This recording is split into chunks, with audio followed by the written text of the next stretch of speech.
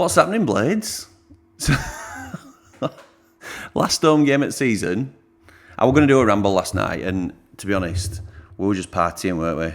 I were absolutely shattered when it came to it. I wanted to do a live, but you know, these things happen, unfortunately.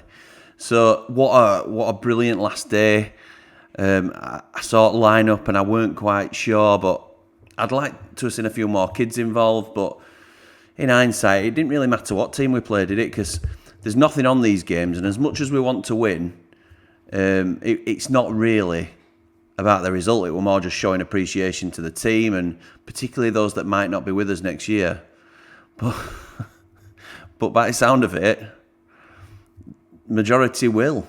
And I'm not sure how I feel about it, to be honest. I'm not surprised, because the Prince has sort of managed our expectations with that, in terms of if he's going to be the owner, then it's got to be a really tight budget, because we all know the financial difficulties that we've been through this season. Ecky's already said that he'd like to keep the majority. In fact, he said he wants to keep all the players, which is a huge worry for me. Because I just don't think some of them are up to it. And this, I don't want to come on and be negative, because of the period of time that we're in for the club. It should be euphoric and things of that nature. But I think we've got to be realistic as a club as well. I've talked previously about, you know, we might have to cash in on Illiman and Sander, because it's a huge risk putting all our eggs in that basket. And I've gone back and forth on this, because I don't think, particularly Illiman, I don't think we'll sign a new deal. And it's in his interest to have a year with us in Premier League and then sign for a huge signing on fee elsewhere. He's already rejected Everton, as we all know, because that's been widely reported. And they might be playing in Championship next year, but that's not the point. He knows he can get bigger and better than Sheffield United, and we owe him nothing. But if we are sticking with majority at same squad and then just looking to add, I think Eki said 5 or 6, which will be modest, then I think we've got to keep him. We've got to keep Illiman, we've got to keep Sander, and take that gamble, because without those two in this squad, I think we'd have struggled to get out of the Championship. So it's really tricky balancing act. We're going to be looking at in a future video, as we've said, about who we should sign. You all know my main target would be Cameron Archer. Well, it's been released today. I think it was Reluctant Nico that said it, Alan Nixon, that he's up for sale, and Borough in pole position, like we'd sort of speculated, and they're looking for 20 million plus. Now, I think he's definitely worth that, because I think this boy is going to be a star, but we won't pay that. We won't pay that this time around. We haven't got that sort of money this time around, unfortunately, because I think Darren touched on it. It'll probably be around 30 million in transfer fees total outlay. So, and the rest will be sort of balancing out wages. So we're going to be at lowest spenders. We'll probably have the lowest budget in the league, depending on who joins us through playoffs. And only chance we've got of getting Cameron Archer is A, if Borough don't go up through the playoffs, and B, if we get a new owner, which I know is potentially likely, just because of the way the Prince is speaking. Which takes me on to my next sort of topic. Thank you, everybody, for all the positive comments on my Dozy video. I really appreciate it. Obviously, the only thing I omitted from the tale was the fact that Nick was there as well from Sheffield United Way. It wasn't my place to say that he was there. It's completely up to Nick to sort of reveal that. I know he hasn't spoken about Dozy on his channel, and I'm sure a lot of you'll understand why I didn't reveal that. But everything else was completely as reported, which I think Nick's corroborated as well. So again, it was so surreal. Because I'm saying to Dozy, I can understand why Nick's here. I completely get it. It's biggest Sheffield United YouTube channel. I was almost as starstruck meeting Nick, because that was the first time I met Nick, than I was Dozy. Because Nick, in all honesty, were a huge inspiration for me getting into YouTube myself, because I saw him, I liked what he had to say, I value his opinion, and I'm very opinionated myself, as you know. So, and he's been a great help to me. So, yeah, Nick was also there with me, and that were it. We were the only two that had been invited. And again, I scratched my head as to why I were around that table, but I'm very grateful that I was. With that video has come my first real kickback in terms of some negative comments, and I was kind of expecting it. And it's hard not to take these things personally, I suppose, but I try not to, because I know it's a really sort of emotive subject. A lot of people aren't convinced by Dozy, and I understand that. And a lot of people think I'm peddling a message for Dozy, even by just talking about him. And I understand that perception as well. I can assure you that if you put yourself in my shoes and you get yourself an invite to sit around the table with a prospective new owner of Sheffield United, then you're going to gladly accept, gratefully accept, go and listen to what he has to say, and listen to his plans for the club and what he wants to bring in. Sort of, it's a blank canvas, it's an open discussion. I'm certainly not going to grill him there and then on, well, what about this? What about... I did query things such as the St Albans property and things of that nature, like I talked about.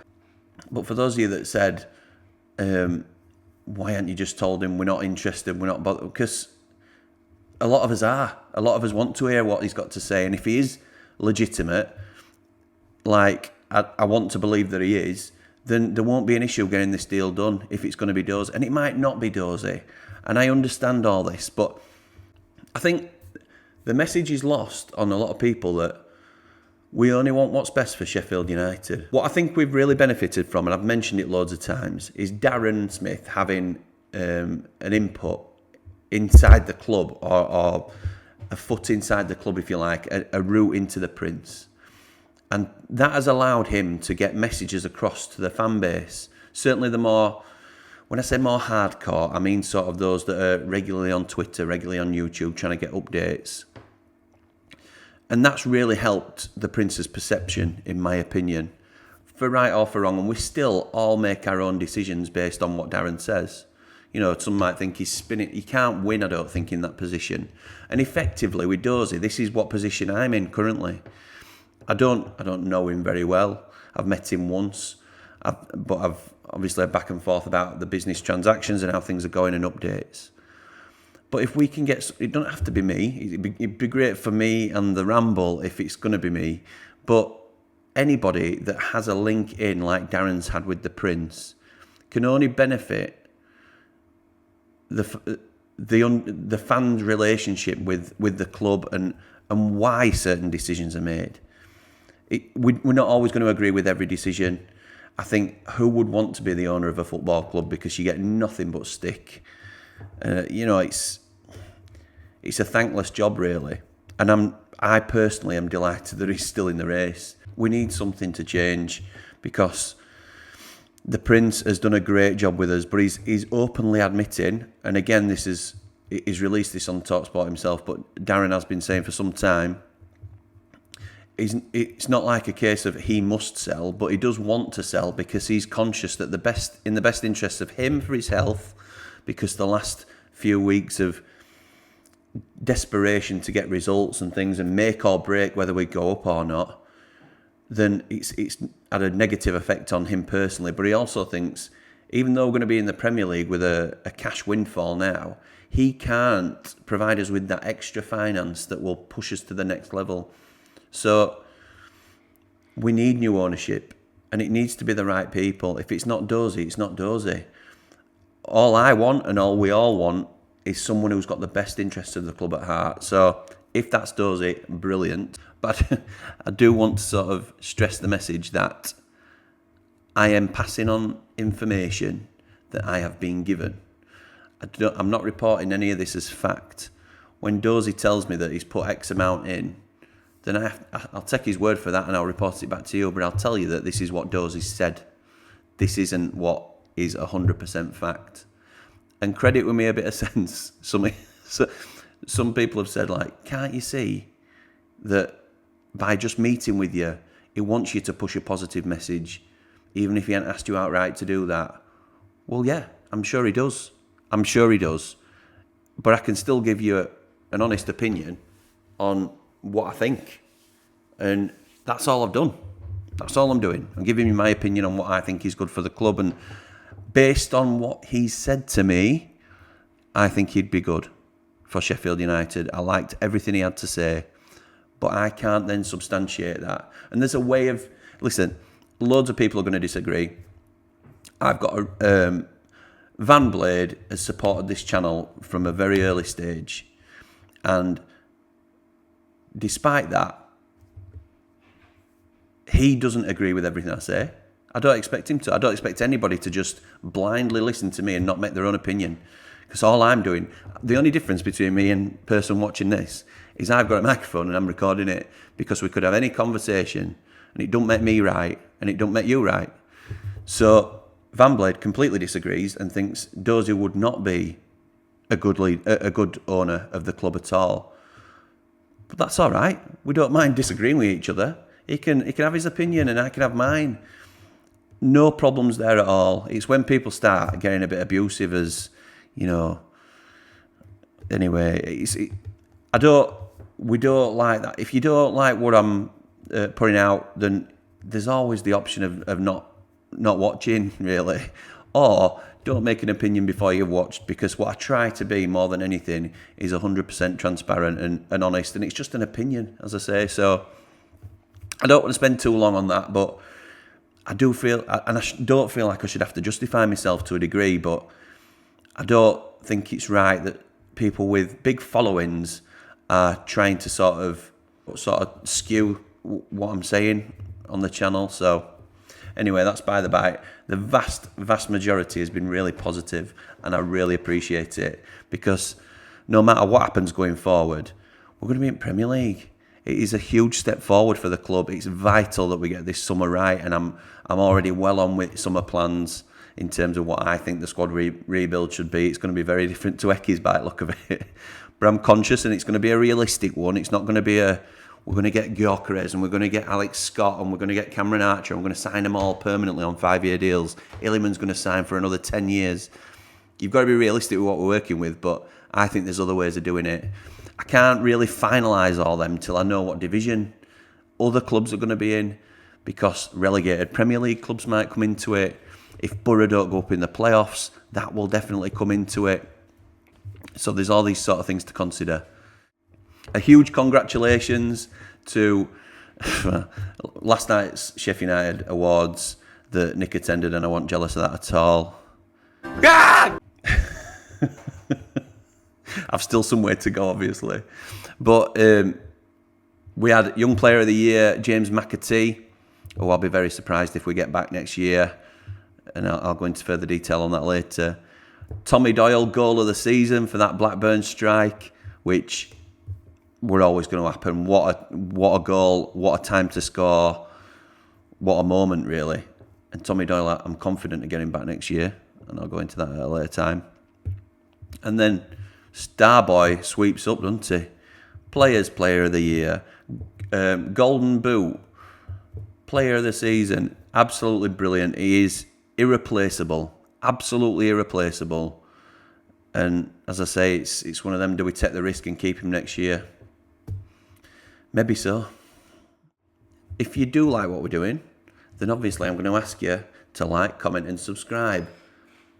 But don't just take my word for it.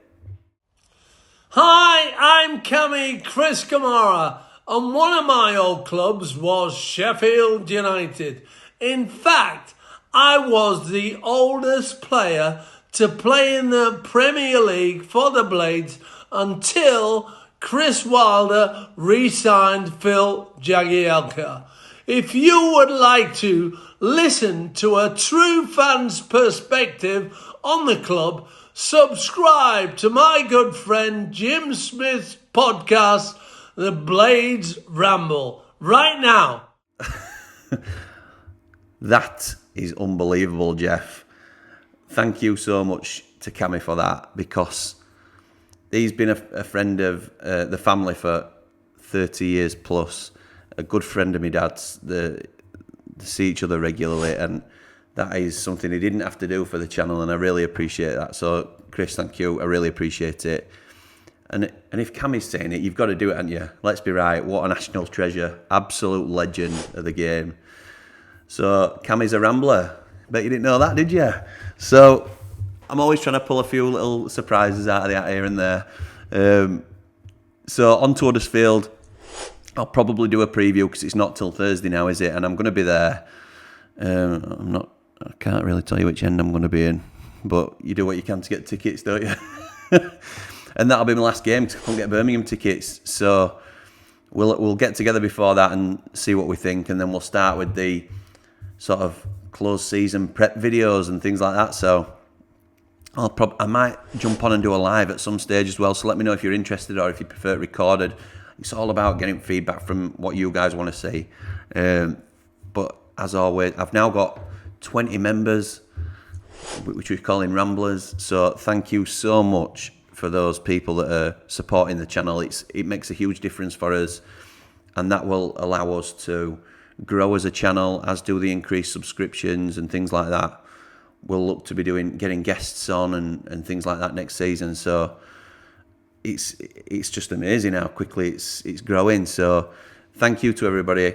Really appreciate it. Come on, you red and white wizards. Up the blades! Well, now's the time